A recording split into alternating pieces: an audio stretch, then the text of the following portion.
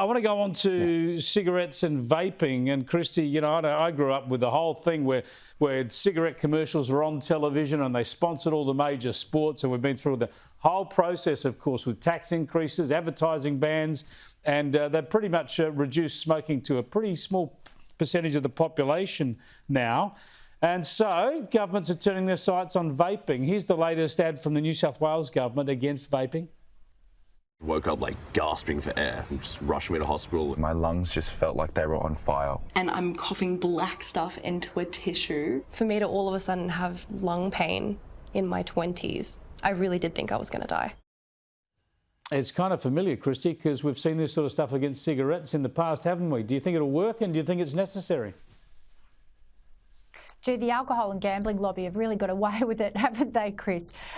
Look, that ad is great to highlight the dangers of vaping to young people, but the reality is there's a flawed fines and enforcement and a flawed retail model in Australia. Vaping's actually been illegal in Australia since 2021. You can't buy them. So all the kids that are addicted to vaping are addicted to these illegal imported vapes that are on the streets as a result of organised crime infiltration. The reality is the state and federal governments just aren't doing enough to enforce and to fine people and to go after organised crime. And that's why we've seen the spate of fire bombings, particularly in Melbourne, with organised crime gangs intimidating small business out of selling legitimate products in favour of their illegal vaping products. And the kids are getting hold of them.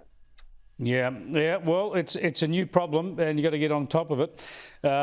So maybe the advertising will help. We will see. No doubt other governments will get involved in that as well. Just an issue I want to finish up on with you, Stephen. We've often talked about dog attacks on this program in the past, and I'm really concerned about them, especially when they affect children. But we highlighted last year a woman in Perth who was nearly killed by her own two Rottweilers. You know, her name is Nikita. The dogs were called Harlem and Bronx. They ripped her face apart. Her nearly lost an arm. Anyway, they put the two dogs down. Now she's effectively written about how much she misses the dogs and loves them. She says, Harlem and Bronx, you made my life worth living. I will never stop loving you. Do you get that, Stephen?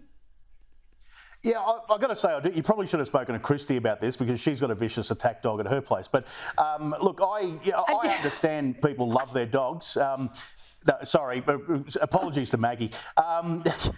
Moving right along, look, no, I do understand it. I mean, obviously something sparked this attack from these two dogs. Dogs don't just attack spontaneously in most cases. And, you know, I understand that, you know, even when they do attack you, you still had an attachment to these animals. Jeepers creepers. They nearly killed her. What sort of dog have you got, Kristy? Look, Stephen's referring to my Shih Tzu Chihuahua, who believes she is a Rottweiler. Not really an attack dog. Exactly.